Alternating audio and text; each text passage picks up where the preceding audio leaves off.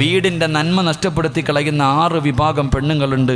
അള്ളാഹു നമ്മുടെ ഭാര്യമാരെ ആ കൂട്ടത്തെ തൊട്ട് കാക്കുമാറാകട്ടെ. ആ 6 ദുസ്വഭാവമുള്ള ഭാര്യ ആരാണെന്നറിയണോ? വീടിൻ്റെ നന്മ നഷ്ടപ്പെടുത്തി കളയുന്ന 6 പെണ്ണുങ്ങളുണ്ട്. ആരാണെന്നറിയണമെന്ന് ആഗ്രഹമുള്ള ഭർത്താക്കന്മാരെന്ന് കൈവക്കിക്കേ.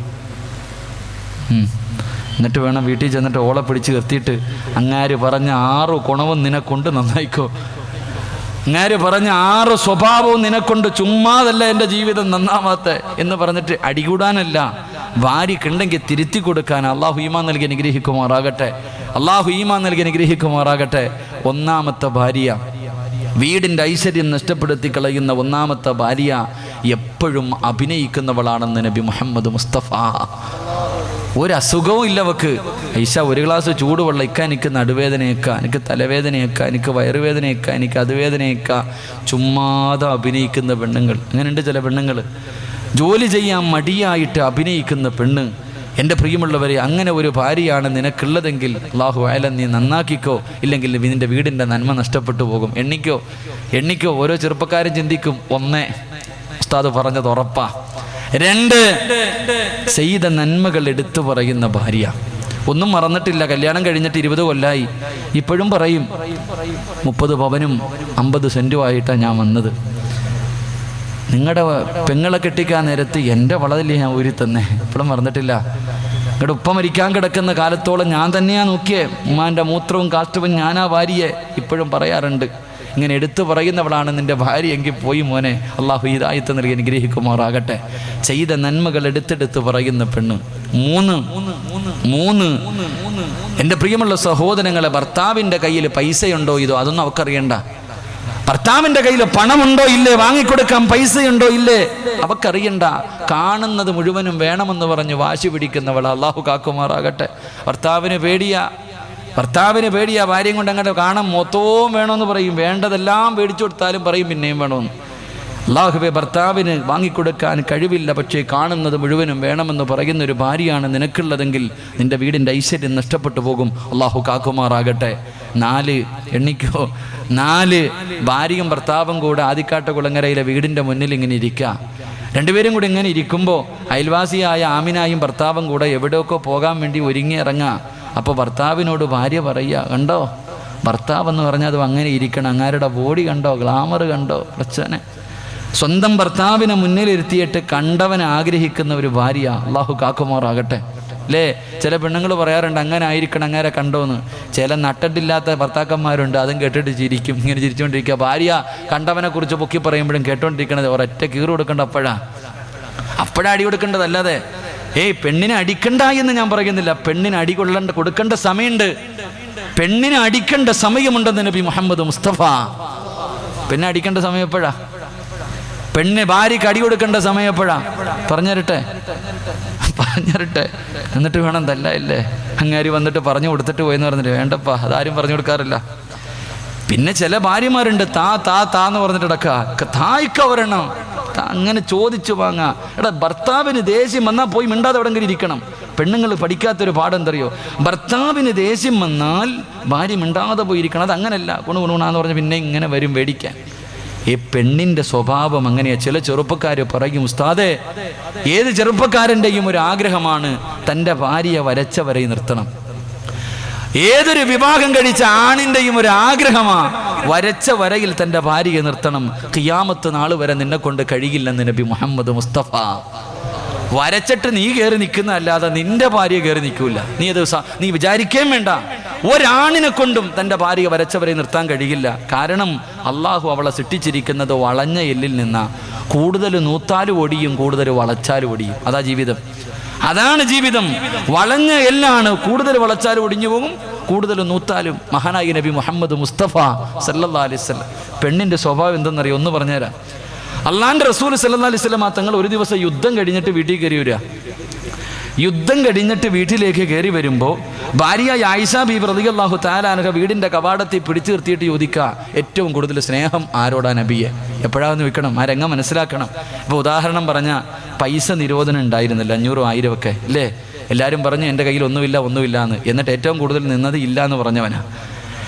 പൈസ നിരോധനം ഉണ്ടായി. ആദിക്കാട്ട് കുളങ്ങരയുള്ള ഭർത്താവ് പൈസ അവർ 500 1000 ഒക്കെ ആയിട്ട് അവിടെ പോയി നിൽക്കുക. പടച്ചോനെ രാവിലെ നിൽക്കാൻ തുടങ്ങിയതാ. അങ്ങനെ ഒരു 10 മണിയായപ്പോൾ ഓം വന്ന് തുറന്നു. ഒരു 11:30 ആയപ്പം അള്ളാഹുബെ സഫ് നിന്ന് അങ്ങ് എത്തി. അവിടെ ചെന്നിട്ട് 1000-ന്റെ നോട്ട് എടുത്ത് കൊടുത്തപ്പോൾ അവൻ പറയുന്നു, ആധാറിൻ്റെ കോപ്പി ഉണ്ടോയെന്ന്.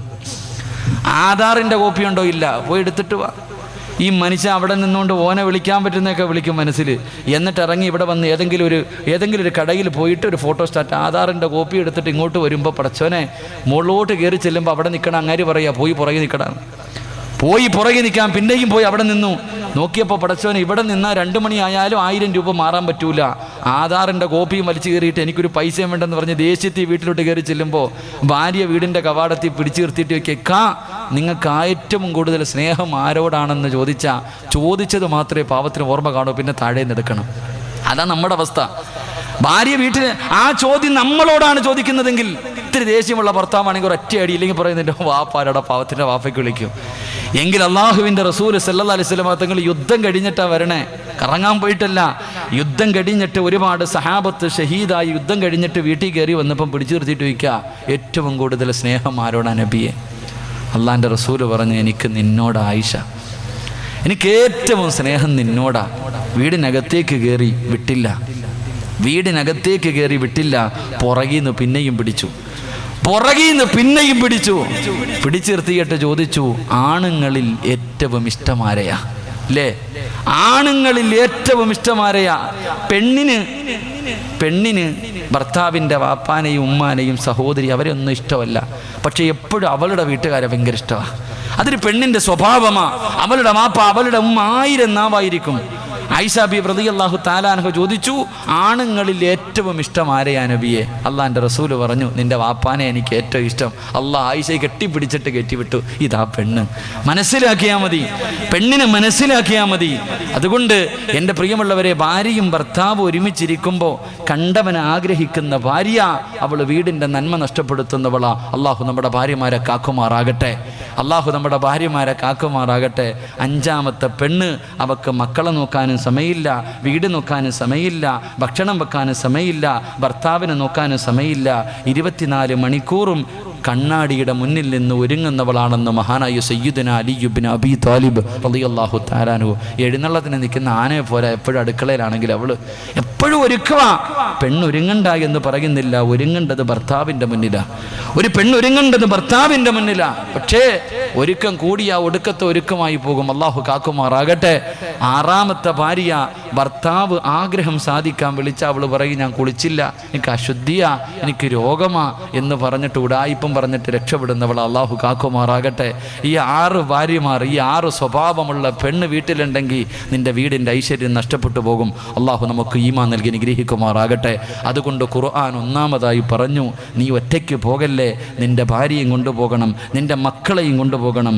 ഒരുമിച്ച് സ്വർഗത്തിൽ കടന്ന് സുഖിക്കണോ, നിങ്ങൾ പരസ്പരം സ്നേഹിക്കണേ എന്ന് നബി മുഹമ്മദ് മുസ്തഫ ഖുർആൻ പറയുകയാ. അല്ലാഹുവിന്റെ പരിശുദ്ധമായ ഖുർആൻ പറയുകയാണ്, നാളെ പടച്ചവന്റെ സ്വർഗത്തില് ഈ ദുനിയാവിൽ ജീവിച്ചതുപോലെ ഒരുമിച്ച് കൂടാൻ ആഗ്രഹമുണ്ടോ? അല്ലാഹുവിന്റെ ഖുർആൻ പറയുന്നു, ഇന്നാ കുന്നാ ഖബ്ലു ഫീ അഹ്ലിനാ മുശ്ഫിഖീൻ.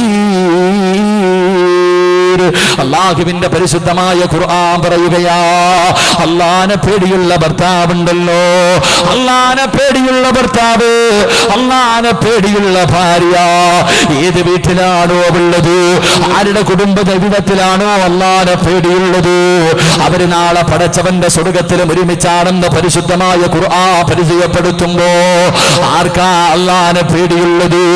ഏത് ഭർത്താവിനാണ് അല്ലാഹനെ പേടിയുള്ളത്? ഏത് പെണ്ണിനാണ് അല്ലാഹനെ പേടിയുള്ളത്? എന്റെ പ്രിയമുള്ളവരെ, പടച്ച റബ്ബിനെ കുറിച്ച് ഓർമ്മയില്ലല്ലോ. അല്ലാഹുവേ, അഹങ്കാരികളെ പോലെ നടക്കുകയാ. പടച്ചവനെ നിസ്കരിക്കാത്തവരുണ്ടല്ലോ, ഖുർആൻ ഓതാത്തവരുണ്ടല്ലോ, പടച്ചവനെ നല്ല കാര്യങ്ങൾ കേൾക്കാൻ വരാത്തവരുണ്ടല്ലോ. എന്റെ പ്രിയമുള്ള ചെറുപ്പക്കാരാ, അള്ളാനെ പേടിച്ച് ജീവിക്കു പൊന്നുമോര്. എന്റെ പ്രിയപ്പെട്ട സഹോദരന്മാരുണ്ടല്ലോ, പടച്ചവനെ വഅലിന്റെ സദസ്സിൽ വന്നിട്ട് പോലെ തലമറയ്ക്കാത്ത പെണ്ണുങ്ങളുണ്ടല്ലോ. അല്ലാഹുവേ പടച്ചവനെ, സ്കൂളിൽ പഠിക്കുന്ന മക്കള് തലമറയ്ക്കാതെ നടന്ന പടച്ചവനെ, അവർക്ക് എന്തെങ്കിലും ഉള്ളത് കൊണ്ടാണെന്ന് പറയാ. പക്ഷേ പ്രായമുള്ള ഉമ്മമാര് പോലും തലമറയ്ക്കാതെ നടക്കുമ്പോ, ശരീരം മറയ്ക്കാതെ നടക്കുമ്പോ, എന്റെ പ്രിയമുള്ള പെങ്ങളെ, അല്ലാഹുവിന്റെ പ്രവാചകന്റെ പൊന്നാര മകളായ ഫാത്തിമ ബീവി റളിയല്ലാഹു തആല അൻഹയുടെ പുറകിൽ നിന്ന് നാളെ പടച്ചവന്റെ സ്വർഗത്തിലേക്ക് കടന്നു പോകാനാണ് നീ ആഗ്രഹിക്കുന്നത് എങ്കിൽ ഫാത്തിമയാരെന്നറിയുമോ? അല്ലാഹുവിന്റെ പ്രവാചകന്റെ പ്രിയപ്പെട്ട പൊന്നുമോള് മരിക്കുന്നതിന്റെ തലേ ദിവസം തന്റെ പ്രിയപ്പെട്ട ഭർത്താവിന്റെ മടിത്തട്ടിൽ കിടക്കുകയാ. മരിക്കുന്നതിന്റെ തലേ ദിവസമുണ്ടല്ലോ, തന്റെ പ്രിയപ്പെട്ട ഭർത്താവിന്റെ മടിത്തട്ടിൽ കിടക്കുകയാണ്. എന്നിട്ട് പറയുന്നു, അലിയേ എനിക്ക് പൊരുത്തം തരണേ അലിയേ, എനിക്ക് പൊരുത്തം തരണേ അലിയേ.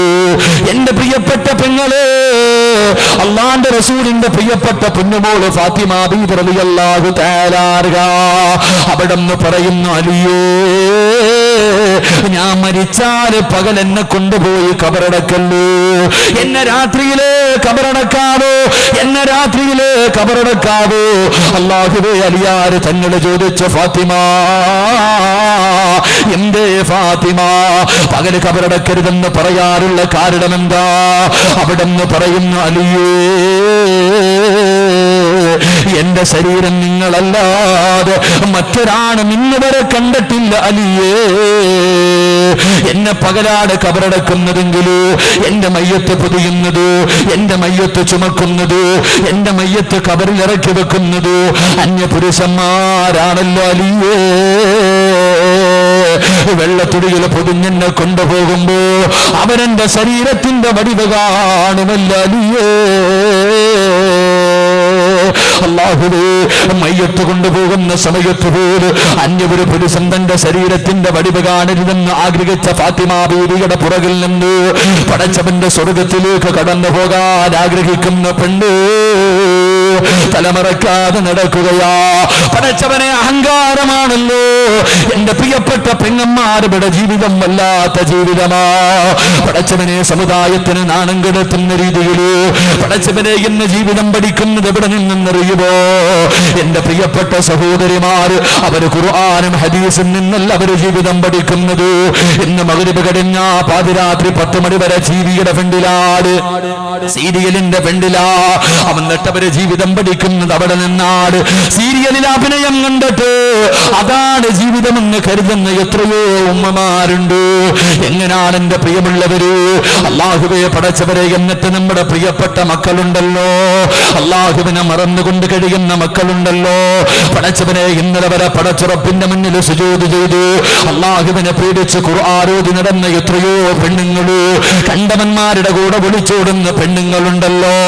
എന്തിന് പ്രസവിച്ച് മക്കളുള്ളവർ വരെ ഓടിച്ചോടുന്ന കാലമല്ലേ എന്റെ പ്രിയമുള്ളവര്? പ്രസവിച്ച് മക്കളുള്ളവര് പോലും ആകെ പണ്ടൊക്കെ സ്കൂളിൽ പഠിക്കുന്ന +1 പഠിക്കുന്ന, +2 പഠിക്കുന്ന, ഡിഗ്രിക്ക് പഠിക്കുന്ന പെൺകുട്ടികൾ ഒളിച്ചോടിയിരുന്ന ഒരു കാലമുണ്ടായിരുന്നു.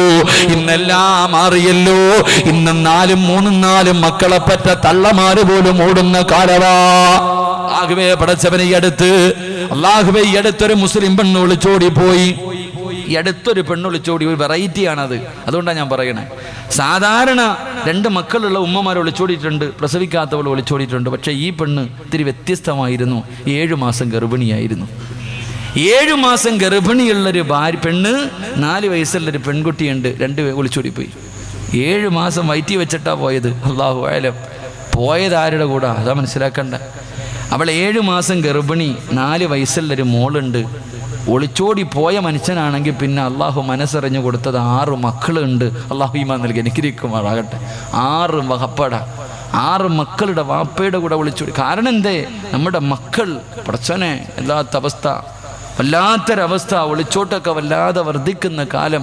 ആർക്ക് അള്ളാനെ പേടിയൊന്നില്ല, മരണത്തെക്കുറിച്ച് ഓർമ്മയില്ല, അള്ളാഹുവിൻ്റെ പരലോകത്തെക്കുറിച്ച് ഓർമ്മയില്ല. എല്ലാം പോയി. നമ്മുടെ മക്കൾ കണ്ടില്ലേ? എത്രയോ പെൺകുട്ടികൾ കടന്ന്, വാപ്പയും ഉമ്മയും കടന്ന് യാചിക്കുക. മോളെ പോകല്ലേ മോളെ, നിങ്ങൾ മരിക്കുവേ, എനിക്ക് കുഴപ്പമൊന്നുമില്ല പോ. എൻ്റെ പടച്ചവന് ഞാനീ അടുത്തൊരു പെൺകുട്ടി എനിക്ക് അത്ഭുതം തോന്നി. ഭക്ഷണം കഴിച്ചുകൊണ്ടിരുന്നപ്പോൾ ഒരാൾ വന്നിട്ട് പറഞ്ഞു, എൻ്റെ പെമ്മക്കളുള്ള വാപ്പമാരോട് ഞാൻ പറയാ, സ്നേഹത്തോടെ പറയാ, സൂക്ഷിക്ക്, മോളുടെ രജിസ്റ്റർ വിവാഹം കഴിഞ്ഞിട്ടുണ്ടോ എന്ന് ചോദിക്കുക, അതാ നല്ലത്. ചില വാപ്പമാരോട് പോയി പറഞ്ഞാൽ പറയാം, അല്ലോ എൻ്റെ മോളോ അവളെ മലക്ക് പ്രസവിച്ചത്, അവള് പോവില്ല എന്നാ വിചാരിക്കണേ. ചില വാപ്പമാരുടെ മറുപടി അതാ. അള്ളാഹു പഠിച്ചവന് ഭക്ഷണം കഴിച്ചുകൊണ്ടിരുന്നപ്പോൾ ഓടി വന്നിട്ട് വിളിച്ചു, ഉസ്താദേ നിങ്ങളൊന്ന് വാ ഉസ്താദെ, അത്യാവശ്യവാ, ചോറ് പോലും തിന്നാൻ പറ്റില്ല. എഴുന്നേറ്റ് പോയി നോക്കുമ്പോൾ വാപ്പയും ഉമ്മയും പഠിച്ചവനും ഇങ്ങനെ നിൽക്കണ്, ഒരെണ്ണം പെട്ടിയും പിടിച്ചുകൊണ്ട് നിൽക്കുക. ഈ പെണ്ണ് പെട്ടിയും പിടിച്ചിട്ട് നിൽക്കുക. സാഹചര്യം മനസ്സിലായി, പടച്ചന് ഒളിച്ചോട്ടമാണെന്ന് മനസ്സിലായി. ഈ പെണ്ണ് പോകണമെന്ന് പറഞ്ഞിരിക്കണം, വാപ്പയും മണ്ണെണ്ണയൊക്കെ എടുത്ത് വെച്ചിട്ടുണ്ട്, എന്നെ ഉപദേശിക്കാൻ കൊണ്ടുപോയതാ. ഈ സാധനത്തിനോട് ഞാനെന്നാ പറയാനാ? പെട്ടിയും പിടിച്ചുകൊണ്ട് നിൽക്കുന്ന പെണ്ണ് അവസാനം ഇങ്ങനെ ഒരുപാട് കാര്യങ്ങളൊക്കെ പറഞ്ഞു. ആ മുസ്ലിമായൊരു ചെറുപ്പക്കാരൻ്റെ കൂടെ പോകണത്. പടച്ചവൻ ഇങ്ങനെ ഒരുപാട് പറഞ്ഞു. എന്നിട്ട് ഇവള് പറയുക, ഉമ്മ എന്നോട് പറഞ്ഞു, ഉസ്താദേ ഞങ്ങൾ ജീവിച്ചിട്ട് കാര്യമില്ല, ഞങ്ങൾ മരിക്കാൻ പോവാം. ഇവൾ ഇറങ്ങി അപ്പം തന്നെ മരിക്കും, അവക്കൊരു കുഴപ്പമില്ല, അവക്കൊരു കുഴപ്പമില്ല. അവസാനം എന്നോട് പറഞ്ഞു, ഞങ്ങൾ മരിച്ചാൽ പോലും ഇവളെ കാണാൻ പെടല്ലേ ഉസ്താദെ. അതിന് ഞാൻ വരത്തില്ല ഉമ്മച്ചി. അവൾ പറയാ, ഞാൻ വരൂല, 19 വയസ്സല്ലേ, ഞാൻ വരൂല. അവസാനം ഇവള് വാപ്പാനെയൊക്കെ പിടിച്ച് തെള്ളുക, വാതിൽ തുറക്കിറങ്ങി പോകട്ടെ. എന്തു പറഞ്ഞിട്ടും നന്നാകാതെ വന്നപ്പോൾ അവസാനത്തെ 8ാമത്തെ അടവെന്ന രീതി ഞാൻ ഈ പെണ്ണിനോട് പറഞ്ഞു, മോളെ നിനക്ക് പോകണമെങ്കിൽ നിൻ്റെ വാപ്പായും ഉമ്മായും മരിച്ചെന്ന് എഴുതി വെച്ചിട്ട് പോകാൻ. ഓൾ എന്നോട് ചോദിച്ചു എവിടെ എഴുതേണ്ടതെന്ന്. അള്ളാഹു ഹിദായത്തിൽ അനുഗ്രഹിക്കുമാറാകട്ടെ. എവിടെ എഴുതേണ്ടത്? നമ്മുടെ മക്കൾ അള്ളാഹുവിനെ ആർക്കും പേടിയില്ല, ദീനിനെ കുറിച്ചുള്ള ചിന്തയില്ല. കാരണം എല്ലാം പഠിക്കുന്നത് സീരിയൽ. അവർക്ക് ആയിഷ ബീവിയാരാ, ഖദീജ ബീവിയാരാ, ഫാത്തിമ ബീവിയാരാ ഒന്നും അവർക്കറിയണ്ട. അവർക്ക് ചന്ദനമഴയിലെ പെണ്ണിനെ മാത്രം അറിയാം. പരസ്പരത്തിലെ ദീത്തിമോളെ പോലെ എൻ്റെ മോളെ വളർത്തണമെന്ന് ഉമ്മമാരാഗ്രഹിക്കണേ. വൈകുന്നേര സമയമാകുമ്പോൾ ചിരിച്ചോ വാപ്പ, നിനക്കുള്ളത് ഞാൻ തരാം. എല്ലാ ചെറുപ്പക്കാരുണ്ട്. അള്ളാഹുവിൻ്റെ റസൂല് പറഞ്ഞു, പരലോകത്തിലെ ഏറ്റവും വലിയ വൃത്തികെട്ടവർ 3 വിഭാഗമാണെന്ന് നബി മുഹമ്മദ് മുസ്തഫ. അള്ളാഹുവിൻ്റെ പരലോകത്തില് പടച്ചവന്റെ കരുണയുടെ നോട്ടം പോലും കിട്ടാത്ത 3 വിഭാഗം ആൾക്കാരുണ്ട്. 1ാമത്തെ വിഭാഗം ആരെന്നറിയോ? 1ാമത്തെ വിഭാഗം ചിരിച്ച വാപ്പമാര് കേട്ടോ. നിസ്കാരം അല്ലോ വാപ്പ അസറിന് പള്ളി വന്നാ ഇശായും കഴിഞ്ഞേ പോത്തുള്ളൂ, അത്രയ്ക്കും വലിയ മനുഷ്യനാ. താടിയുടെ നീളം എത്രയുണ്ട്. നിസ്കാരത്തഴമ്പിന് ഒന്നുകൂടെ പറ്റുമെങ്കിൽ അവിടെ കൂടെ വരും. നെറ്റിയിൽ 2 എണ്ണമായി കഴിഞ്ഞ്. പടച്ചവനെ ഹാജിയാരാ, പള്ളിയിലെ പ്രസിഡന്റാ, സെക്രട്ടറിയാ, വലിയ ആളാ. അല്ലാഹുവേ പടച്ചവനെ ആരെന്നറിയോ? നാളെ പടച്ചവന്റെ പരലോകത്തിലെ ഏറ്റവും വലിയ വൃത്തികെട്ടവൻ 1ാമത്തെ വിഭാഗം തൻ്റെ ഭാര്യയും മക്കളും തെറ്റ് ചെയ്യുന്നത് കണ്ടപ്പോൾ ആ തെറ്റിനെ നിസാരമായി കണ്ട വാപ്പ, നിന്നെ അള്ളാഹു വെറുതെ വിടില്ലെന്ന് നബി മുഹമ്മദ് മുസ്തഫ. പള്ളി വന്ന് ഇശായും കഴിഞ്ഞ് വീട്ടിൽ പോകുമ്പോൾ ഓള് ചന്ദനമഴയും കണ്ടുകൊണ്ടിരിക്കാം. കൊള്ളാം മോളെ, ഇരുന്ന് കണ്ടോ. ഈ മനുഷ്യൻ നിസ്കാരം കഴിഞ്ഞ് പോകുമ്പോൾ പൊന്നുമോളും ഭാര്യയും അതിനകത്തിരുന്ന് കണ്ടോണ്ടിരിക്കാം. ഈ മനുഷ്യൻ അറിയാം ഇത് തെറ്റാണെന്ന്. പടച്ചവനെ എന്നിട്ടും ആ തെറ്റിനെ നിസാരമായി കണ്ട പാപ്പ, നിന്നെ അള്ളാഹ് വെറുതെ വിടില്ല എന്ന് നബി മുഹമ്മദ് മുസ്തഫ സല്ലല്ലാഹു അലൈഹി വസല്ലം. അള്ളാഹു ഈമാൻ നൽകി അനുഗ്രഹിക്കുമാറാകട്ടെ. അതുകൊണ്ട് നമ്മുടെ ജീവിതം പഠിക്കുന്നത് പെണ്ണുങ്ങൾ. റസൂലുള്ളാഹ് പറഞ്ഞു, 3 കാര്യം പിന്നെ ചെയ്യാമെന്ന് പറഞ്ഞു മാറ്റിവെക്കല്ലേ എന്ന് നബി മുഹമ്മദ് മുസ്തഫ. 3 കാര്യം ചെയ്യണമെന്ന് തോന്നി അപ്പം ചെയ്തോണം, പിന്നത്തേക്ക് മാറ്റിവെച്ചാൽ നടക്കൂല. ഈ പെൺകുട്ടികൾ തലതിരിഞ്ഞ് പോകാനുള്ള 1ാമത്തെ കാരണം അത് തന്നെയാണ്. അള്ളാന്റെ റസൂല് പറഞ്ഞു, നിസ്കരിക്കണമെന്ന് തോന്നിക്കഴിഞ്ഞാൽ അപ്പം നിസ്കരിച്ചോണം. ഒരാൾക്ക് നിസ്കരിക്കണമെന്ന് തോന്നി അപ്പടി നിസ്കരിക്കണം, പിന്നെ ചെയ്യാന്ന് വെച്ചാൽ നടക്കൂല. 2, ഒരാൾ മരണപ്പെട്ടു, കാണിക്കേണ്ടവരെ കാണിക്കണം, പെട്ടെന്ന് കൊണ്ടുപോയി കബറടക്കിയേക്കണം. വെച്ചോണ്ടിരിക്കരുത്, വെച്ചോണ്ടിരുന്നാൽ പിന്നെയും താമസിക്കും. കണ്ടിട്ടില്ലേ? ഒരാൾ കൂടെ പൊതിയല്ലേ വെച്ചോണ്ടിരിക്കുക. 3, മക്കളുള്ള എല്ലാ വാപ്പമാരും കേട്ടോ, അള്ളാന്റെ റസൂല് പറഞ്ഞു, നിന്റെ മക്കൾക്ക് പ്രായപൂർത്തിയായി, അവർക്ക് വിവാഹം കഴിച്ചാൽ കൊള്ളാമെന്നുള്ള ആഗ്രഹം തോന്നി തുടങ്ങിയ വെച്ചുകൊണ്ടിരിക്കല്ലേ, കെട്ടിച്ചു വിടണേ എന്ന് നബി മുഹമ്മദ് മുസ്തഫ. മക്കൾക്ക് പ്രായമായി, സ്കൂൾ ബസിന്റെ പുറകിൽ പോകാൻ തുടങ്ങി, ട്യൂട്ടോറിയുടെ ഫ്രണ്ടിൽ കറങ്ങാൻ തുടങ്ങി, വൈകുന്നേര സമയത്ത് ബൈക്കെടുത്തിട്ട് പായാൻ തുടങ്ങി. ആരെങ്കിലും വന്ന് പറഞ്ഞാൽ പറയും, മോനെ കെട്ടിച്ചു വിടാൻ പറഞ്ഞാൽ പറയും, ഉസ്താദേ ഓന് പക്വത എത്തിയില്ല. വല്ലവൻ്റെ പെണ്ണുമ്പിള്ളയുടെ വീട്ടിൽ നിന്ന് നാട്ടുകാർ തെങ്ങി കിട്ടി ഇടിക്കുമ്പോൾ മനസ്സിലാവും മോന് പക്വത എത്തിയെന്ന്. എടാ പൊന്നുമോൾ ഇങ്ങനെ കറങ്ങുന്നത് കണ്ടിട്ട് വാപ്പയോട് വന്ന്, അയ്യോ ഡിഗ്രിയും കൂടെ പാസ്സാവട്ടെ, വൈറ്റി പാസ്സാകുമ്പോഴേ നിനക്ക് തിരിയത്തുള്ളൂ. എൻ്റെ പ്രിയമുള്ളവരെ, മക്കൾക്ക് പ്രായമായി കെട്ടിച്ചു വിടണം. ചെറുപ്പക്കാർ പറയും, ഉസ്താദ് ഇങ്ങനൊരു ഹദീസുണ്ടോ? എൻ്റെ അത്താടത്ത് വന്നെന്ന് പറഞ്ഞു കൊടുക്കോ മനുഷ്യൻ. ഈ ഒരു ഹദീസ് എൻ്റെ വാപ്പാട് തന്നെ. എങ്ങനെ നമ്മുടെ മക്കള് വളർന്ന് കെട്ടിച്ചു വിടണം, വിവാഹപ്രായമെത്തി അവർക്ക് ആഗ്രഹം തോന്നിയ അവരെ വിവാഹം കഴിച്ചു വിടണമെന്ന് നബി മുഹമ്മദ് മുസ്തഫ സല്ലല്ലാഹു അലൈഹി വസല്ലമ തങ്ങൾ പറഞ്ഞു കൊടുക്കുമ്പോ, അല്ലാഹുവേ പടച്ചവരെ, ഉമ്മമാരെ കണ്ടാണ് പൊന്നുമോള് വളരുന്നത്, ഉമ്മാന്റെ സ്വഭാവമാണ് പൊന്നുമോൾക്കുള്ളത്. പടച്ചവനെ, എന്റെ പ്രിയപ്പെട്ട സഹോദരിമാര്, പണ്ടൊക്കെ അതാ പടച്ചവനെ പിഞ്ചു കുഞ്ഞുങ്ങളെ ഉറക്കുന്ന സമയത്ത് അതാ ഒരുപാട് നല്ല കാര്യങ്ങൾ പറഞ്ഞു കൊടുക്കുമായിരുന്നു. അല്ലാഹുവേ മൗലിദ് ഓതുമായിരുന്നു, ബുർദ ഓതുമായിരുന്നു, പടച്ചവനെ ഒരുപാട് മാലകൾ ഓതുമായിരുന്നു. എന്നിട്ട് തന്റെ പൊന്നാര മക്കളെ മടിയിൽ പിടിച്ചു കിടത്തിയിട്ട് നല്ല നല്ല കഥകൾ പറഞ്ഞു കൊടുക്കുമായിരുന്നു. അല്ലാഹുവേ പടച്ചവനെ, ഇന്ന് സിനിമാ കഥകളും സീരിയൽ നടികളും പടച്ചവനെ നോവലുകളുടെ ചരിത്രങ്ങളും പറഞ്ഞു കൊടുക്കുമ്പോ, എന്റെ പ്രിയമുള്ള ചെറുപ്പക്കാരാ, അല്ലാഹുവിനെ പേടിയില്ലാത്ത പൊന്നുമോര്, പടച്ചവന്റെ ദീനിൽ നാണം കെടുത്തുന്ന പെണ്ണുങ്ങള്, എന്റെ പ്രിയമുള്ള പെങ്ങള്, പലപ്പോഴും നീ മുസ്ലിമാണെന്ന് മറന്നു പോകുന്നു, പലപ്പോഴും നീ ഒരു മുസ്ലിമാണെന്ന് മറന്നു പോകുന്നു. എന്റെ പ്രിയമുള്ള പെങ്ങള്, എങ്കിലും നിന്റെ ജീവിതത്തിൽ പഠിക്കാൻ ഒരു മുസ്ലിം പെണ്ണിനെ ഞാൻ പറഞ്ഞു തരാ. റോൾ മോഡലാക്കാർ എന്നും മനസ്സിന്റെ ഉള്ളിൽ കൊണ്ടു നടക്കാൻ ഒരു മുസ്ലിം പെണ്ണിനെ ഞാൻ പറഞ്ഞു തരട്ടെ. മഹാനായ അഷ്റഫുൽ ഖൽഖ് നബി മുഹമ്മദ് മുസ്തഫ സല്ലല്ലാഹു അലൈഹി വസല്ലമ തങ്ങള്, അല്ലാഹുവിന്റെ പ്രവാചകൻ സല്ലല്ലാഹു അലൈഹി വസല്ലമ തങ്ങള് മിഅ്റാജിന്റെ രാത്രിയില് അല്ലാഹുവിന്റെ പ്രവാചകന് ബുറാഖ് എന്ന് പറയുന്ന വാഹനത്തിൽ ഇങ്ങനെ കടന്നു പോകുമ്പോ ഒരു സ്ഥലത്തെത്തുമ്പോ വല്ലാത്തവര് സുഗന്ധമടിക്കുകയാണ്, വല്ലാത്തവര് പരിമളമടിച്ച് വീശുകയാ. അല്ലാഹുവിന്റെ റസൂൽ ചോദിച്ചു, ജിബ്രീലേ, എവിടെ നിന്നാണ് ജിബ്രീല്? വല്ലാത്തവര് സുഗന്ധമെടുക്കുന്നല്ലോ. അല്ലാഹുവിന്റെ പ്രവാചകന് ജിബ്രീൽ എന്ന മലക്കിനോട് ചോദിക്കുമ്പോ അവിടെന്ന് പറയുന്നു, നബിയേ, യാ റസൂലല്ലാഹ്, അല്ലാഹുവിന്റെ പ്രവാചകര്, ആ കാണുന്ന ഖബറിനകത്ത് നിന്നാണ് നബിയേ ഒരു ഖബർ കാണിച്ചു കൊടുക്കുകയാ, ഒരു ഖബർ കാണിച്ചു കൊടുക്കുകയാ. അല്ലാഹുവിന്റെ പ്രവാചകൻ ചോദിച്ചു, ഏത് പ്രവാചകന്റെ ഖബറാ? അത് ഏത് പ്രവാചകന്റെ ഖബറാ യാ റസൂലല്ലാഹ്? അല്ലാഹുവിന്റെ നബിയേ, അത് പ്രവാചകന്മാരുടെ ഖബറല്ല, പിന്നെ ആരുടെ ഖബറാ? ജിബ്രീല് നബിയേ, ഒരു അടിമ പെണ്ണിന്റെയും 3 മക്കളുടെയും ഖബറാ നബിയേ, ഒരു ഉമ്മയുടെയും 3 മക്കളുടെയും ഖബറാ. അതിനകത്ത് നിന്ന് സ്വർഗത്തിന്റെ പരിമളം ഖിയാമത്ത് നാൾ വരെ അടിച്ചു വീശും നബിയേ. അല്ലാഹുവിന്റെ റസൂൽ ചോദിച്ചു, ഏത് പെണ്ണാ? ജിബ്രീലേ, ഏത് പെണ്ണാണ്? ആ ഖബറിന്റെ ചാരത്തേക്ക് എന്നെയൊന്ന് കൊണ്ടുപോകുമോ? അല്ലാഹുവിന്റെ റസൂലിനെ കൊണ്ടുപോവുകയാണ്. പ്രവാചകൻ ചോദിച്ചു, ഏത് പെണ്ണാ? സ്വർഗത്തിന്റെ പരിമളം അടിച്ചു വീശുന്ന ഈ ഖബറിനകത്ത് കിടക്കുന്ന അടിമ പെണ്ണ് ഏതെന്ന് ചോദിക്കുമ്പോ അവിടെന്ന് പറയുന്നു, യാ റസൂലല്ലാഹ്,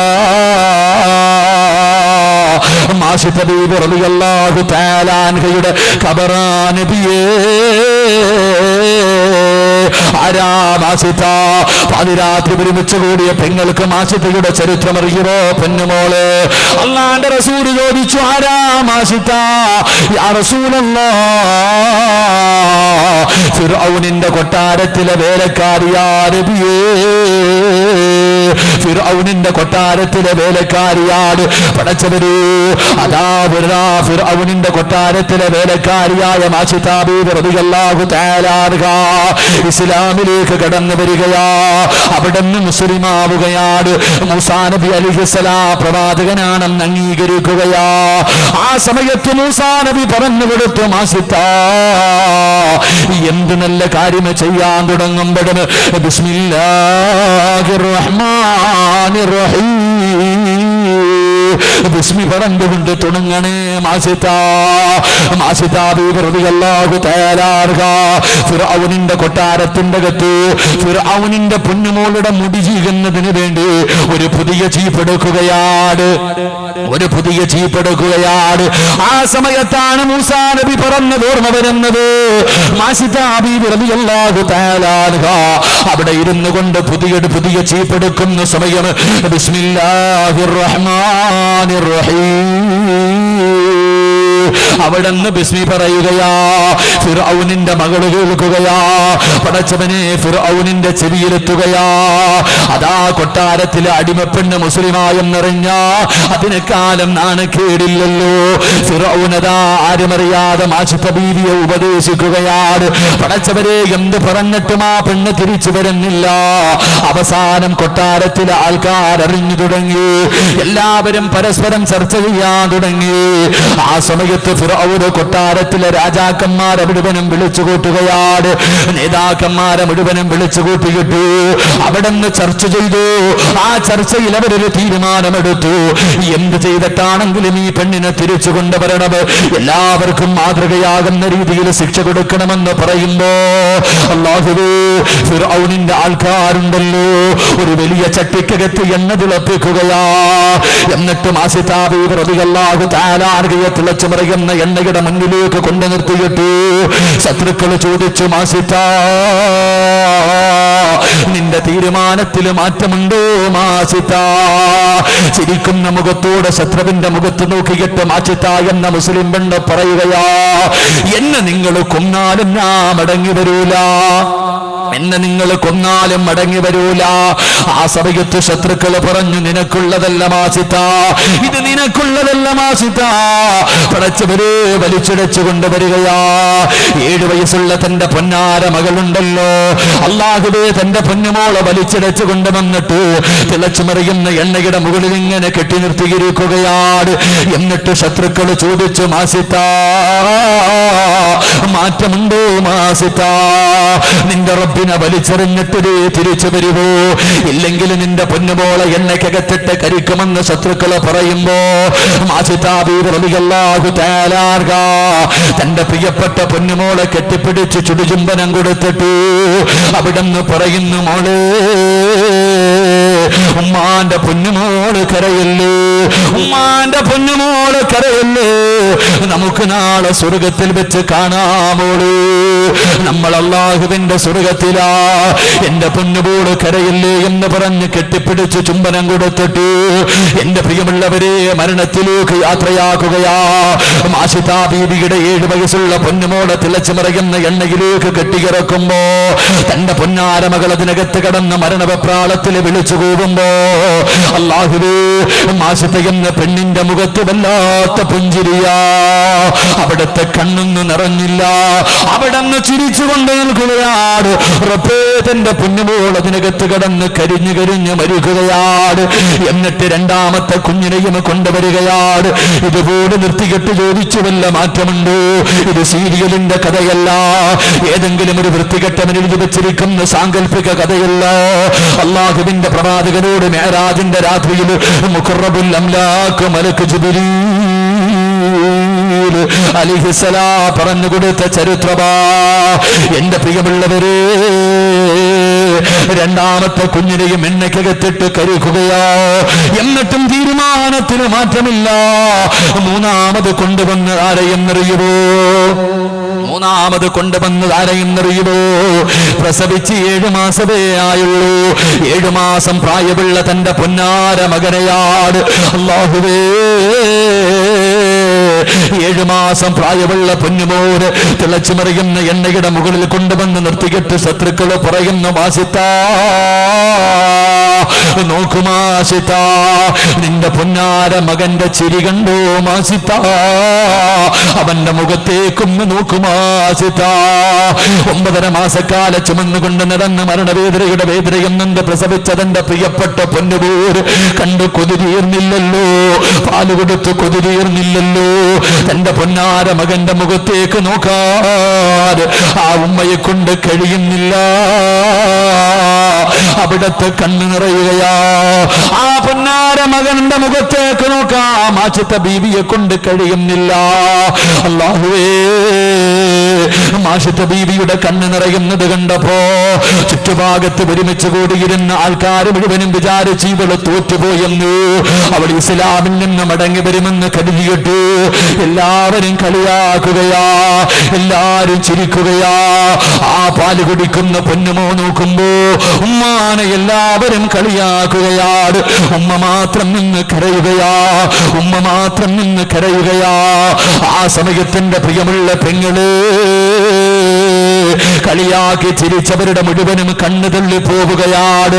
ആ സമയത്ത് 7 മാസം പ്രായമുള്ള പൊന്നുമോര്, പാല് കുടിക്കുന്ന പൊന്നുമോര്, സംസാരിക്കാൻ പക്വതയെത്താത്ത പൊന്നുമോര്, 7 മാസം പ്രായമുള്ള പൊന്നുമോര് കരഞ്ഞുകൊണ്ടിരിക്കുന്ന ഉമ്മാനെ വിളിക്കുന്നു, യാ ഉമ്മാ ഇക്തഹ്മീ. എല്ലാവരും അത്ഭുതത്തോടെ നോക്കുകയാണ്. അല്ലാഹുവേ, തിളച്ചു മറിയുന്ന എണ്ണയുടെ മുകളിൽ നിന്ന് 7 മാസം പ്രായമുള്ള പാല് കുടിക്കുന്ന പൊന്നുമോര് അവിടെന്ന് വിളിക്കുന്നു, ഉമ്മാ കരയല്ലേ ഉമ്മ, കരയല്ലേ ഉമ്മ, ഇവന്മാരുടെ മുന്നിൽ തോറ്റുകൊടുക്കല്ലേ ഉമ്മ. നമ്മളൊക്കെ മുസ്ലിമീകളാവുമ്മ, നമ്മളെ സ്വർഗത്തിലാവുമ്മ. എന്നെ കൂടെ ഒന്ന് ചിരിക്കുന്ന മുഖത്തോടെ യാത്രയാക്കുമോ? ഞാൻ അല്ലാന്റെ സ്വർഗത്തിലേക്കൊന്ന് പോകട്ടെ. 7 മാസം പ്രായമുള്ള പൊന്നുമോൻ ഉമ്മയോട് പറയുകയാണ്. പക്ഷേ അപ്പോഴും ആശിത്ത ബീവി നിന്ന് കരയുകയാണ്, അപ്പോഴും ആശിത്ത ബീവി നിന്ന് കരയുകയാ. ആ സമയത്താ പൊന്നുമോൻ ആ ഉമ്മാന്റെ കരച്ചില് മാറ്റിയത് എങ്ങനെയെന്നറിയുമോ?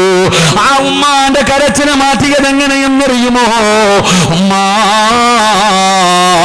ദുനിയാവിലെ തീ സഹിക്കാ നമ്മളെ കൊണ്ട് കഴിയുമുമ്മ, പക്ഷേ പടച്ച റബ്ബിന്റെ നരകത്തിന്റെ തീയുണ്ടല്ലോ, അത് നമ്മളെ കൊണ്ട് താങ്ങാൻ കഴിയില്ല ഉമ്മ.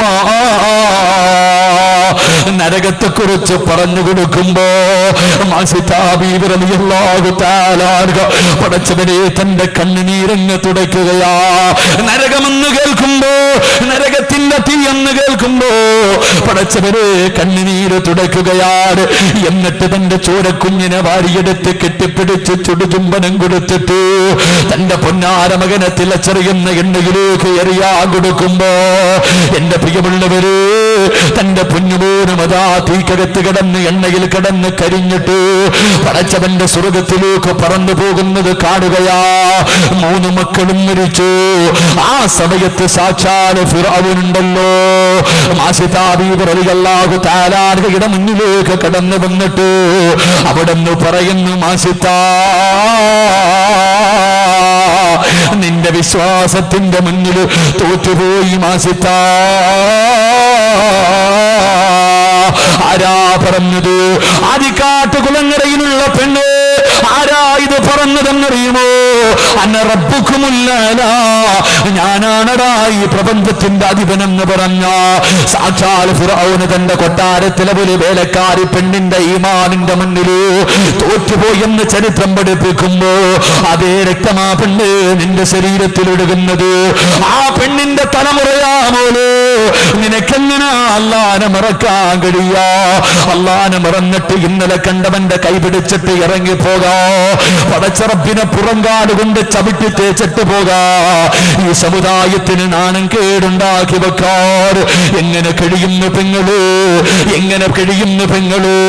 അവസാനം ഫിർഔന് ചോദിച്ചു, മാസിത്താ, ഒരു മകളെ പോലെ ഞാൻ നിന്നെ സ്നേഹിച്ചു പോയി, നിന്നെ എന്തായാലും കൊല്ലാൻ പോവുകയാണ്, എന്തായാലും നിന്നെ കൊല്ലാൻ പോവുകയാ. വല്ല ആഗ്രഹമുണ്ടെങ്കിൽ പരമാസിത്ത, വല്ല അഭിലാഷവുമുണ്ടെങ്കിൽ പരമാസിത്ത.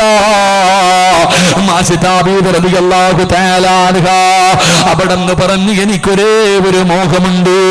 എന്തേ എന്റെ മോഹമെന്നറിയുമോ? എന്നെ നിങ്ങൾ കൊന്നിട്ട് കുഴിച്ചിടുമ്പോ, എന്നെ കുഴിച്ചിടുന്ന കബറിനകത്ത് ഈ കിടക്കുന്ന എന്റെ 3 മക്കളുണ്ടല്ലോ, ഇവരെ കൂടാതെ കബറിനകത്ത് തന്നെ ഒന്ന് കബറടക്കിടൂ. അല്ലാഹുവേ, അവസാനം അവരതുപോലെ തന്നെ ചെയ്യുകയാ.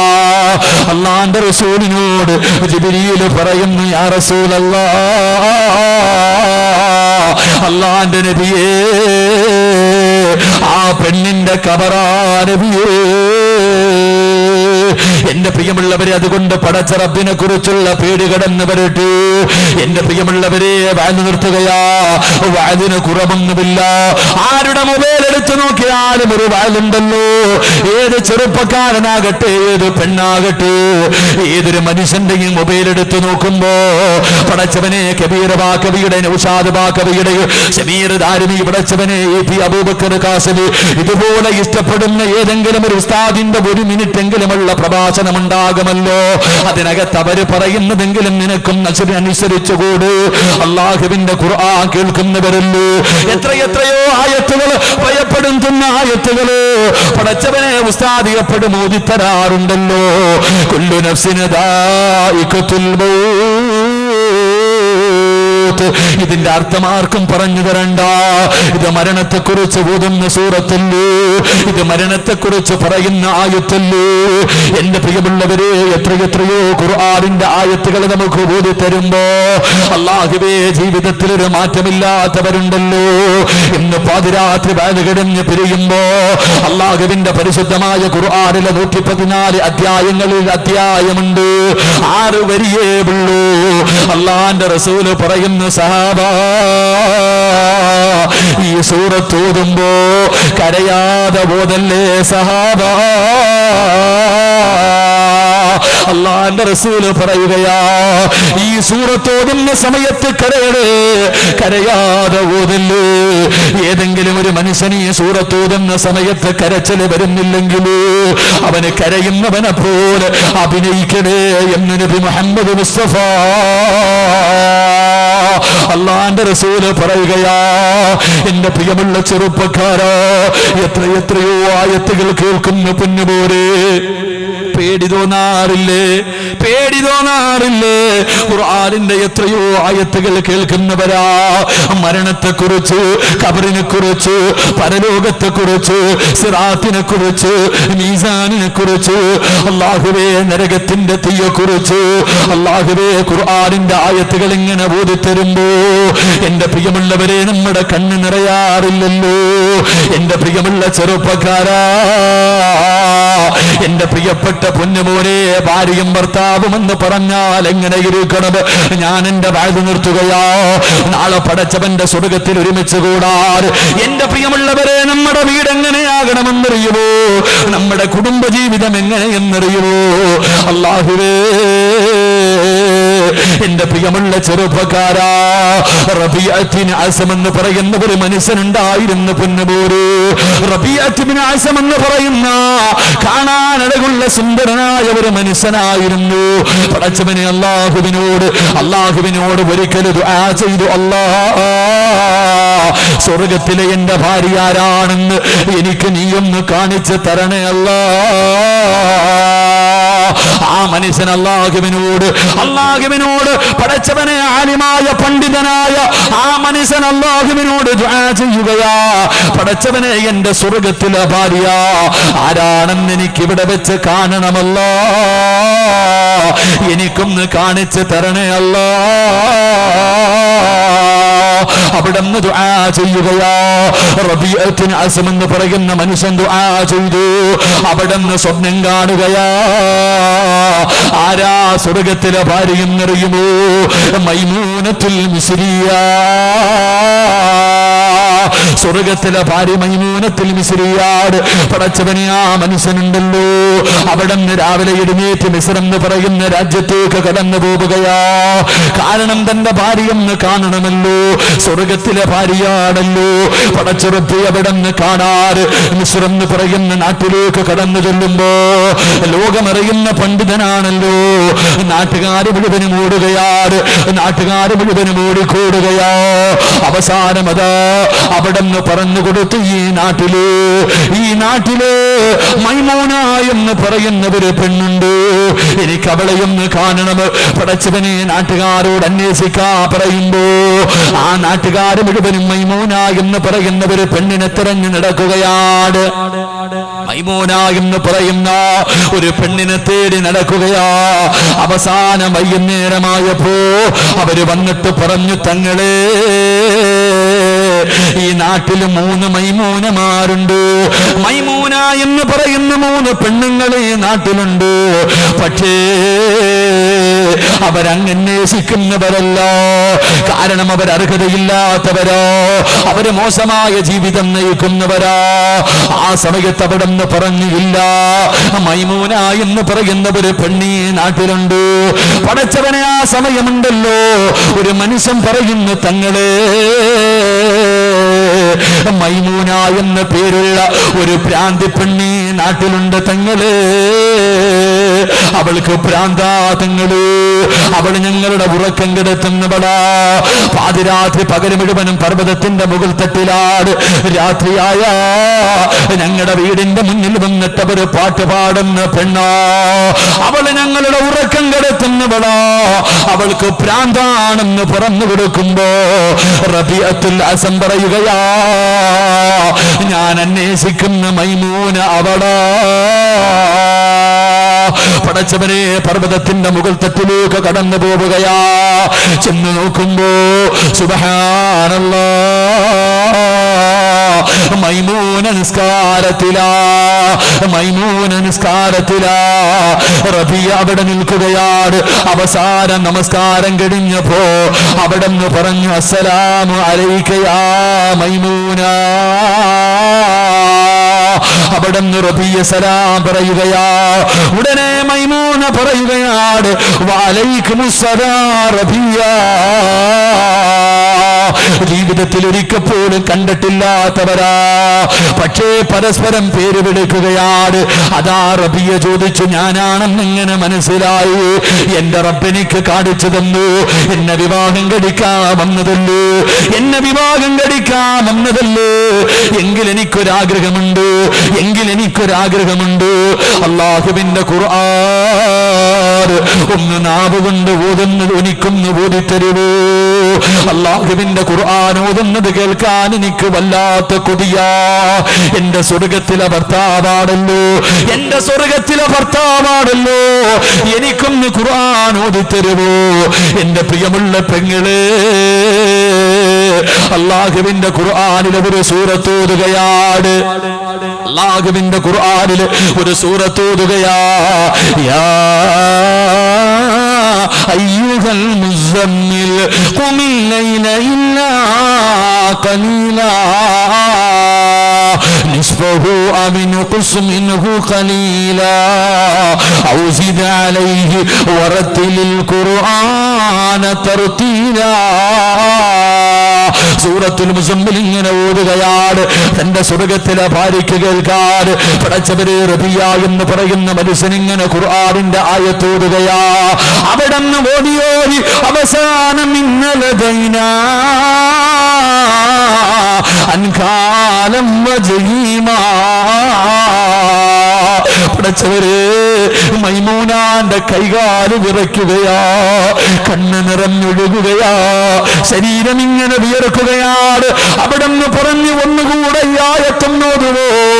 ഇന്നലദൈനാ അൻകാലം വജീമാ وطعاما ذا غصة وعذابا أليما. നരകത്തിന്റെ ചങ്ങലകളെ കുറിച്ച്, നരകത്തിന്റെ കൊളുത്തുകളെ കുറിച്ച്, നാളെ നരകത്തിന്റെ നരകവാസികളെ മലക്കുകൾ വലിച്ചടച്ചു കൊണ്ടുവരുന്ന രംഗത്തെ കുറിച്ചുള്ള ആയത്തങ്ങ് ഓതി കഴിയുമ്പോ മൈമൂന തറയിലേക്ക് വീഴുകയാ.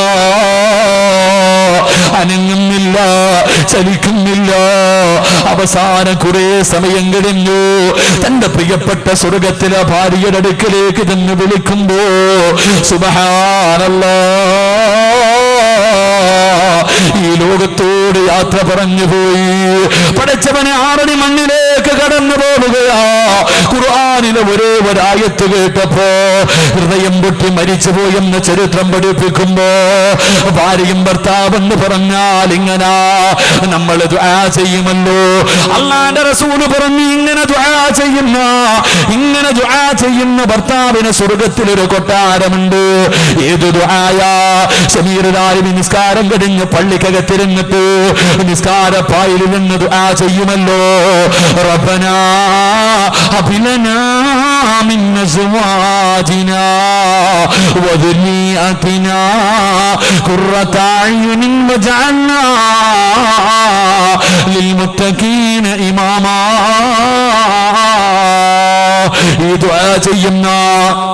ഈ ദുആ ചെയ്യുന്ന മനുഷ്യര് നാളെ സ്വർഗത്തിൽ ഒരു കൊട്ടാരമുണ്ടെന്ന് പ്രവാചകം പഠിപ്പിക്കുമ്പോ എന്റെ പ്രിയമുള്ളവര് അവിടെ നിന്ന് പറയുന്നു, അല്ലാ എന്റെ കണ്ണിന് കുളിർമയാകുന്ന ഭാര്യയെയും സന്താനങ്ങളെയും എനിക്ക് നീ തരണേ അല്ലാ. എന്റെ പ്രിയമുള്ളവരെ, കണ്ണിന് കുളിർമ എന്ന് പറഞ്ഞാൽ എങ്ങനാ? പടച്ചുറപ്പേ, ആദിക്കാട്ട് കുളങ്ങര പള്ളിയിൽ വന്ന് ഇശാ നമസ്കാരം കഴിഞ്ഞ ഭർത്താവ് തിരിച്ച് തന്റെ വീട്ടിലേക്ക് കടന്നു ചെല്ലുമ്പോ തന്റെ പ്രിയപ്പെട്ട ഭാര്യയും മക്കളും അല്ലാഹുവേ നിസ്കാരപ്പായിൽ നിന്ന് ഖുർആൻ ഓതുന്നത് കാണുമ്പോ അതാണ് കണ്ണിന് കുളിർമ എന്ന് പറഞ്ഞ ഭാര്യയും മക്കളും ഖുർആൻ ഓതുകയാ. അവരവിടെ ഇരുന്ന് നിസ്കരിക്കുന്ന കാഴ്ചയാ. എന്നിട്ട് പാതിരാത്രി ഭാര്യയുടെ കൂടെ കിടന്നുറങ്ങുകയാണ്. ഭാര്യ ഉറക്കത്തിൽ നിന്ന് അറിയാതെ എഴുന്നേൽക്കുമ്പോ അടുത്ത് കിടക്കുന്ന ഭർത്താവിനെ കാണുന്നില്ല. പെട്ടെന്ന് ചാടി എഴുന്നേറ്റ് നോക്കുമ്പോ തഹജ്ജുദ് നിസ്കാരത്തിന്റെ സുജൂദിൽ കിടന്ന് കരയുന്ന ഭർത്താവ്. റബ്ബേ, അപ്പോഴാ കണ്ണിന് കുളിർമയാകുന്നത്. വാപ്പയെയും ഉമ്മയെയും അത്ഭുതപ്പെടുത്തുന്ന ഒരു മകന്, വാപ്പയെയും ഉമ്മയെയും അത്ഭുതപ്പെടുത്തുന്ന മകന്. ഇസ്മായിൽ നബിയെ പോലെ ഒരു മോനാ നമുക്ക് വേണ്ടത്. വാപ്പ അറക്കാൻ വേണ്ടി അല്ലാഹുവേ തന്റെ പൊന്നുമകന്റെ ചാരത്ത് ചെന്നിട്ട് വാപ്പ ചോദിച്ചു, മോനെ ഇസ്മായില്, അല്ലാഹു നിന്നെ അറുത്ത് കൊടുക്കാൻ പറഞ്ഞിരിക്കുകയാ, നിന്റെ അഭിപ്രായം എന്ത്? ചിരിക്കുന്ന മുഖത്തോടെ വാപ്പയുടെ കയ്യിൽ പിടിച്ചിട്ട് 10 വയസ്സുകാരൻ പറഞ്ഞു കൊടുത്തു, ഇഫ്അൽ മാ തുമർ സതജിദുനി ഇൻഷാ അല്ലാഹ്. അല്ലാഹു പറയുന്നതനുസരിക്ക് വാപ്പാ. വിധിയുണ്ടെങ്കിൽ നാളെ പടച്ചവന്റെ സ്വർഗത്തിൽ വെച്ച് കാണോ. വാപ്പ അറുക്കാൻ തന്റെ പൊന്നുമോന്റെ കയ്യിൽ പിടിക്കുമ്പോ അവിടെ നിന്ന് പറഞ്ഞു, വാപ്പാ എനിക്ക് 4 വസിയത്തുണ്ട് വാപ്പാ. എന്റെ പൊന്നുമോനെ, അല്ലാഹുവേ അവിടെ നിന്ന് വാപ്പയോട് പറഞ്ഞു കൊടുക്കുകയാണ്, എന്റെ കഴുത്തിൽ അറുക്കല്ല്, എന്റെ പിരടിയിലെ അറുക്കാവൂ, എന്നെ കമഴ്ത്തി കിടത്തിയിട്ട് അറുക്കാവൂ. എന്തേ മോനെ, എന്തേ മോനെ? വാപ്പാ, നിങ്ങൾക്ക് എന്നെ വല്ലാത്ത ഇഷ്ടമോ? എന്റെ കഴുത്തിൽ കത്തിവെക്കുമ്പോ എന്റെ മുഖം കണ്ടാ നിങ്ങളെ കൊണ്ടറുക്കാൻ കഴിയില്ല. അതുകൊണ്ട് എന്റെ തല തിരിച്ചു കിടത്തിയിട്ട് അറുക്കാൻ പാടുള്ളൂ. വാപ്പ എന്റെ കൈകാലുകൾ കെട്ടണ്. എന്തിനാ മോനെ? വേദന സഹിക്കാൻ കഴിയാതെ ഞാൻ കൈകാലിട്ടടിച്ച എന്റെ ഉപ്പാന്റെ കൈവിറയ്ക്കുമല്ലോ. അവിടെ നിന്ന് പറഞ്ഞു കൊടുക്കുന്നു, ഞാൻ ധരിച്ച വസ്ത്രം എന്റെ ഉമ്മാനെ കാണിക്കുന്നു. കാരണം എന്റെ ഉമ്മയ്ക്ക് സഹിക്കാൻ കഴിയില്ല. 4മതായി പറഞ്ഞു കൊടുക്കുന്നു, വാപ്പാ അറുത്തു കൊടുത്തിട്ട് വീട്ടിലേക്ക് കടന്നു ചെല്ലുമ്പോ എന്റെ ഉമ്മയോടെന്റെ സലാം പറയടേ,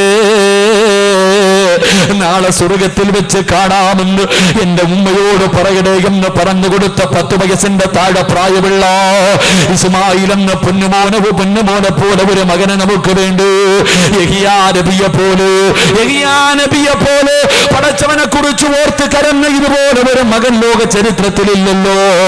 എന്റെ പ്രിയമുള്ളവരെ, 11ാമത്തെ വയസ്സില് റബ്ബിന്റെ മുന്നിൽ 120 കൊല്ലം ദുആ ചെയ്തിട്ട് കിട്ടിയ പൊന്നുമോന അവസാനം 11ാമത്തെ വയസ്സിൽ തന്റെ പൊന്നുമോനെ കാണുന്നില്ല.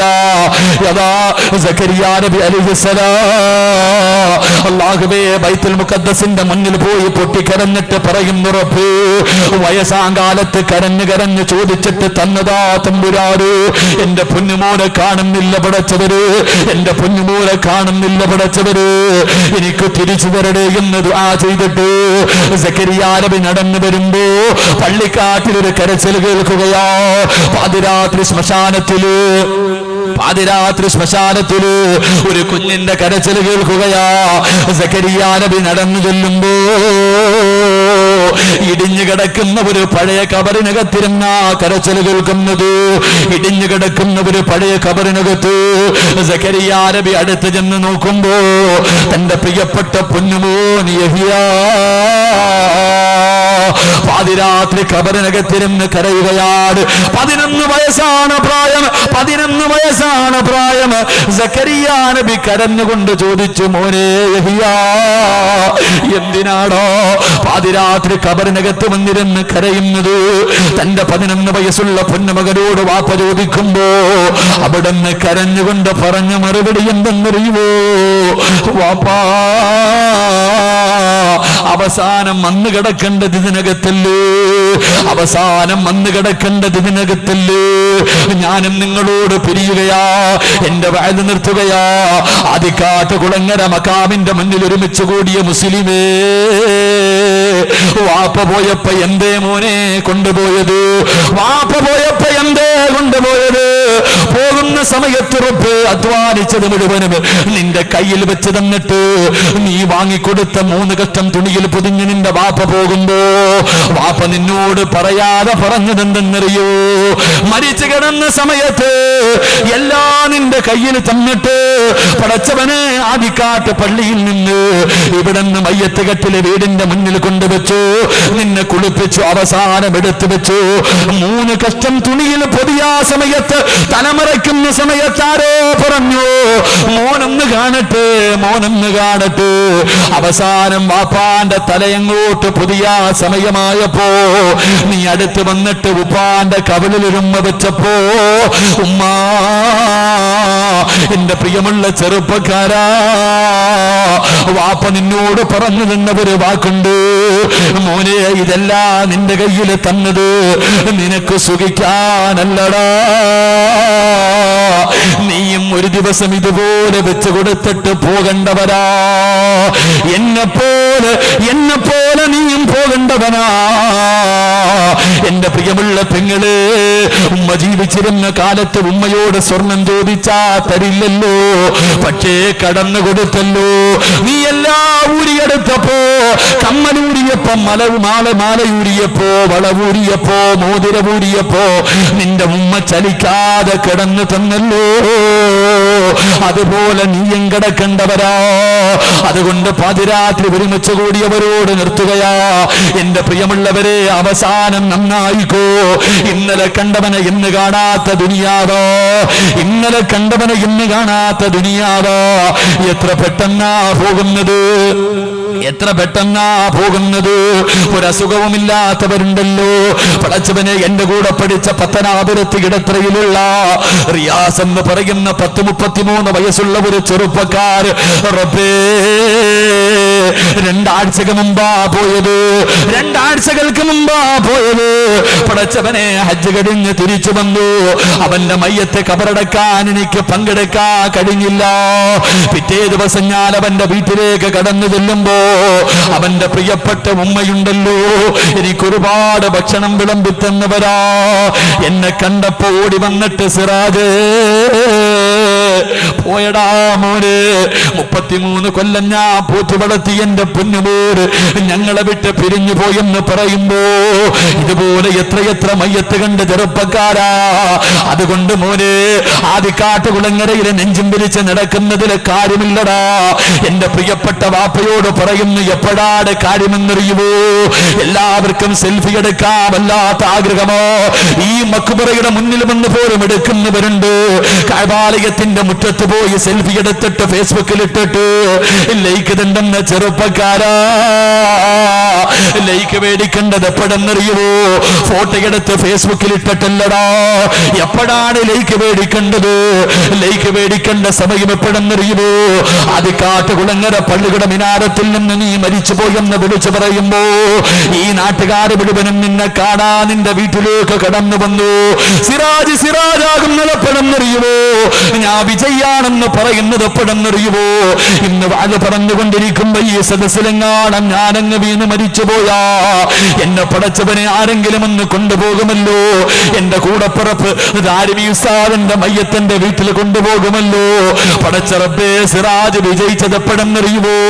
നാളെ എന്റെ വീടിനകത്ത് വെള്ള തുണിയിൽ പൊതിച്ച് കുളിപ്പിച്ച് കിടത്തുമ്പോ വരിവരിയായി നിന്നിട്ട് കാണാ വരുന്നവര് മുഖത്തിട്ടിരിക്കുന്ന വെള്ള തുണി ഉയർത്തി നോക്കുമ്പോ എന്റെ മയ്യത്ത് കാണാ വരുന്ന 40 പേര് എന്നെ കുറിച്ച് നല്ലത് പറഞ്ഞാ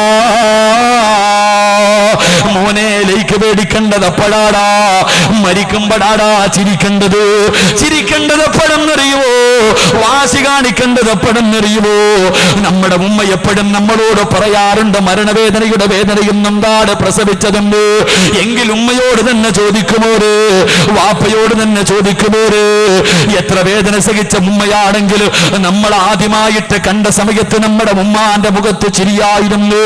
ഓപ്പറേഷൻ തിയേറ്ററിന്റെ വെളിയില് ഭാര്യയെ പ്രസവത്തിന് കയറ്റിയപ്പോ കരഞ്ഞുകൊണ്ട് നടന്ന വാപ്പ നേഴ്സ് വെള്ളത്തുടിയിൽ പൊതിഞ്ഞ് എന്നെയും നിങ്ങളെയും കൊണ്ടുവന്ന് കാണിച്ചു കൊടുത്തപ്പോ അതുവരെ കരഞ്ഞുകൊണ്ടിരുന്ന വാപ്പാന്റെ മുഖത്തും വല്ലാത്ത പുഞ്ചിരിയായിരുന്നു. പക്ഷേ ആ സമയത്ത് ഞാൻ കരഞ്ഞു, നിങ്ങളും കരഞ്ഞു. കരഞ്ഞപ്പോ ഉമ്മ മുഖത്ത് നോക്കി ചിരിച്ചു, വാപ്പയും മുഖത്ത് നോക്കി ചിരിച്ചു. ഉമ്മ പാല് തന്നപ്പോഴും ചിരിച്ചുകൊണ്ടാ തന്നത്. അതുകൊണ്ട് അന്തല്ലതി വലദത്തു ഉമ്മുക ബാക്കിയാ വന്നാസു ഹൗലക യൽഹഖൂന സുറൂറാ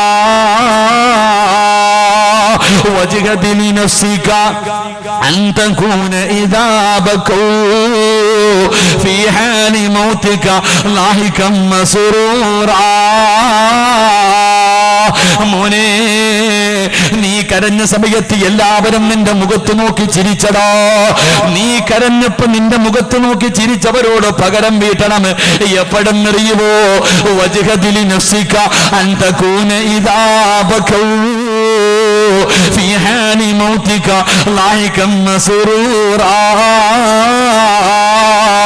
വെള്ളത്തുണിയിൽ പൊതിഞ്ഞ് വീടിനകത്ത് കിടത്തുമ്പോ വാപ്പ കരയുമല്ലോ, ഭാര്യ കരയുമല്ലോ, പൊന്നുമക്കള് കരയുമല്ലോ, കൂടപ്പുറപ്പ് കരയുമല്ലോ, കൂട്ടുകാര് കരയുമല്ലോ, നാട്ടുകാര് കരയുമല്ലോ.